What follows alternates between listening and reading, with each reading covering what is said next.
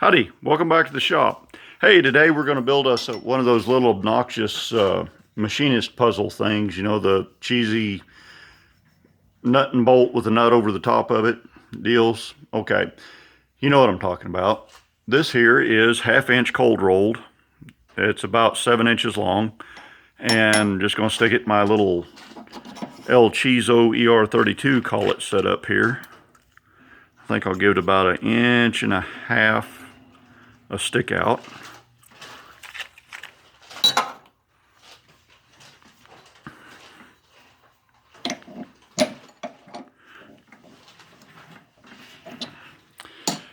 So I'm going to face this off, turn it down to 3/8, maybe a little bit undersized, and then I'm going to tap or put a die on there and cut threads with a die. I'm not going to bother to turn threads on that, single point threads on that. I'm just going to use a die on this.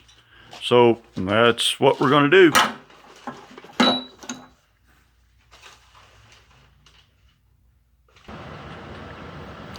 So here's what I've got for a tap driver. This is just a Morse taper 2 that I cut with compound, and it's made to fit up in the tailstock. Now my tailstock does not accept a drive tang. Just a round end is what my tailstock takes. I've just got a nut on here that's Loctited on. I cut some threads on it, Loctited a nut on here so that you have something to purchase with your wrench. You can get a good, you can get a bite on it. And then that allows you to put whatever socket on there your cheap hardware store die takes. Now, I know round dies are supposed to be cutting threads and hex dies are supposed to be for chasing threads, but this is what I can get a hold of for $7 at the hardware store. Ooh, and that one's got a chip in it. Dear.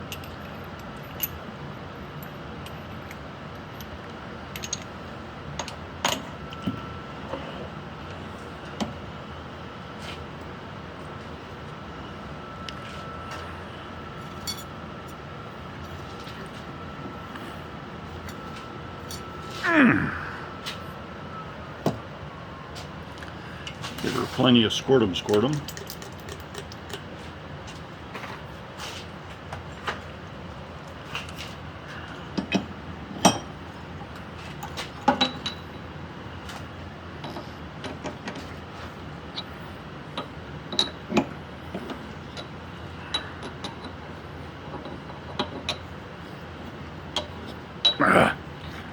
Anyway, you get the idea. I'm going to do this off camera because the camera's in my way.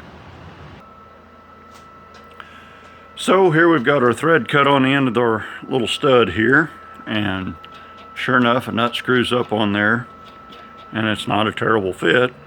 So we'll flip this rascal around and we'll drill the other end of it and tap it for 3/8 threads.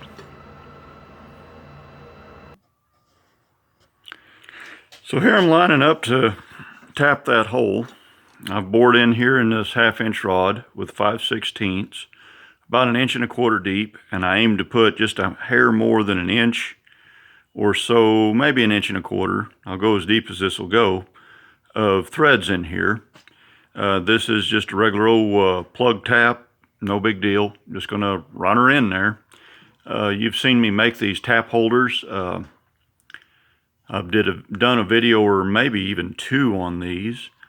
Just search back in my videos and you'll find these tap drivers. They're just a Morse taper 2 with a hole bored in the end of it with a couple of little set screws. Hold your tap, no big deal. So anyway, here we go. We're going to get this in here. Now this lathe does not have back gears, and on it does not have enough torque to power tap anything. So I just have to do this by hand a little at a time. I'll be right back.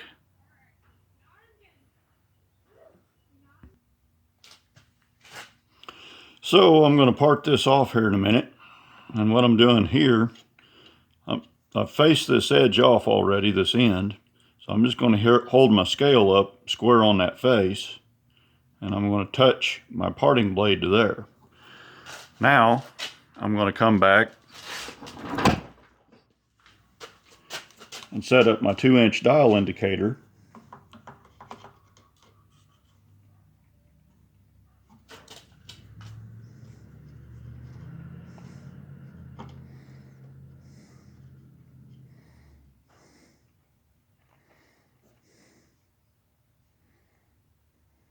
on that 0. So now if I step over 1 3/4 inches, there's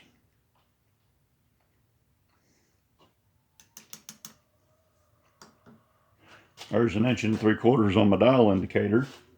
Just double check myself here.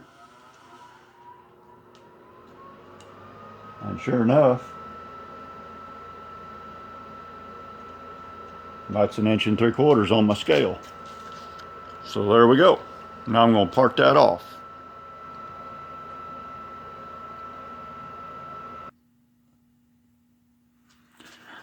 Alright, so I ended up with about 1 1/16 inches of good threads in here.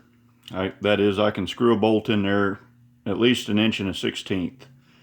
Okay, I've got 1 inch from this shoulder to the end of meat here. So what I need to do, this ended up being just a hair underneath the 3/8 of an inch. And what I'm going to do is put this in the collet, and I'm going to go in there a little bit more than 1/4, probably about 280, 260 thousandths, something like that, a little more than 1/4 of an inch in. And I'm just going to barely peel them threads off, because I want the inside of this barrel to rest on this register right here. And like I said, that's just a hair under 3/8 of an inch to accommodate those 3/8 threads, because I want this to screw all the way up and have a good close running fit. Almost a press fit, but not quite a press fit, right there on the end of that. So we'll get everything set up there in the lathe. I've got my teeny tiny little boring bar in there, and that'll just barely go up inside of this to bore that. And we get to running, I'll bring you back and we'll go through one little pass.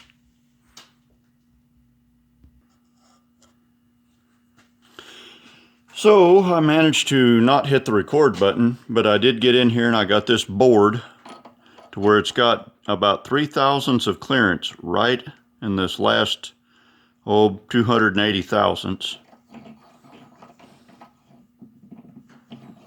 And you can see how much wiggle wobble we got there until we hit that shoulder. And when we hit that shoulder, the wiggle goes away. And when you tighten it up, the seam all but disappears, and that'll be hidden once we get our threads cut. So let's cut some 1/2 inch threads on there next.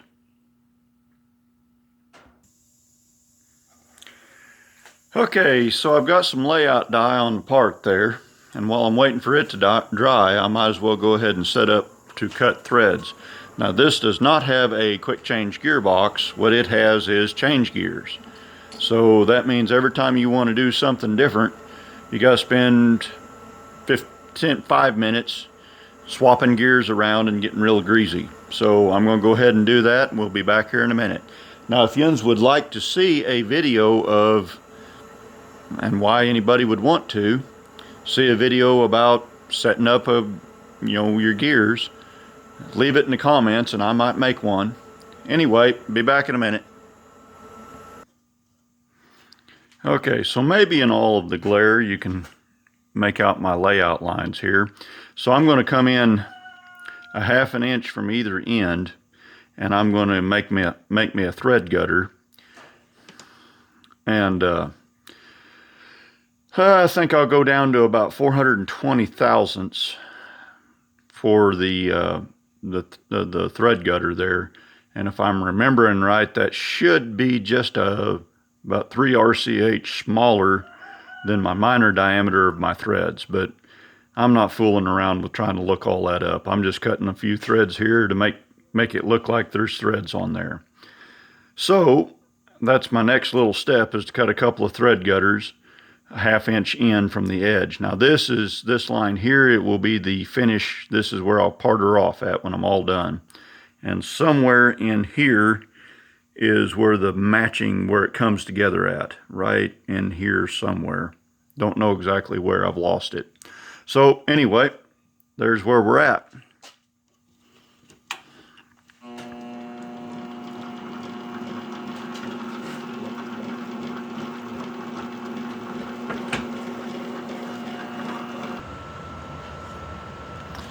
So I've got my scratch pass made. It is certainly 13 threads per inch.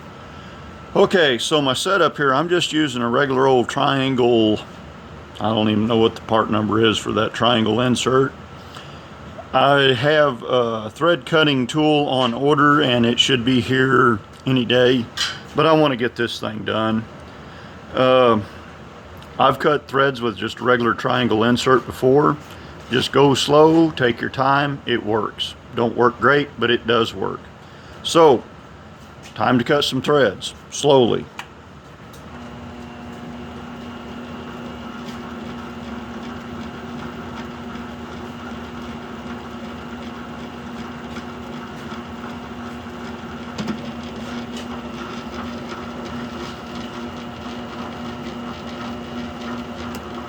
Oh, I forgot to run her in.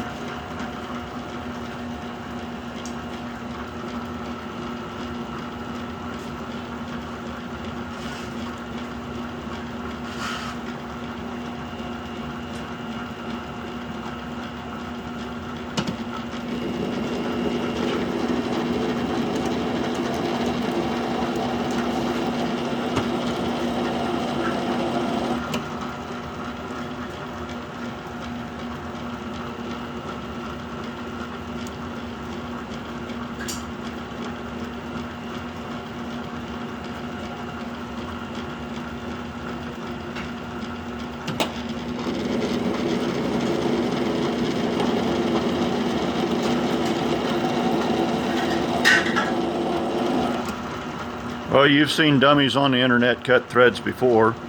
I'm going to move the camera out of my way and get this done. I am advancing about 10 thousandths per pass. Once I get down a couple more passes, I'm going to have to cut that down to about 5 thousandths per pass. And that's about all I got to say about that. Running 170 RPM and just taking my time.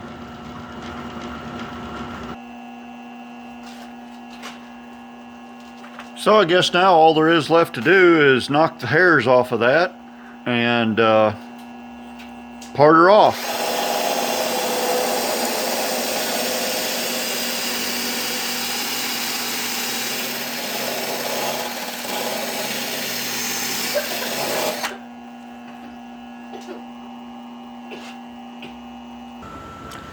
So there we go, we're all finished up. I basically just kind of wanted to make a video, play with my new collet chuck, and cut threads the wrong way. So this turned out about as good as you could expect for not having a proper thread cutting tool and proper inserts. But that's a show for a later day. Threads work pretty good. I wouldn't, cut any threads like that I really had to depend on, but it works for a toy. So, there you go. Hope you learned something. Merry Christmas to everybody. We wish you a Merry Christmas. Y'all drive safe and watch for deer. And y'all drive safe and watch for deer. Here you go, bub. Thanks, Dad. You're welcome, son. Now you can amaze your friends. This is a puzzle. Well, get over there and show them the trick. You just have to unscrew this to get the bolt off. Mm-hmm. Say Merry Christmas. Merry Christmas.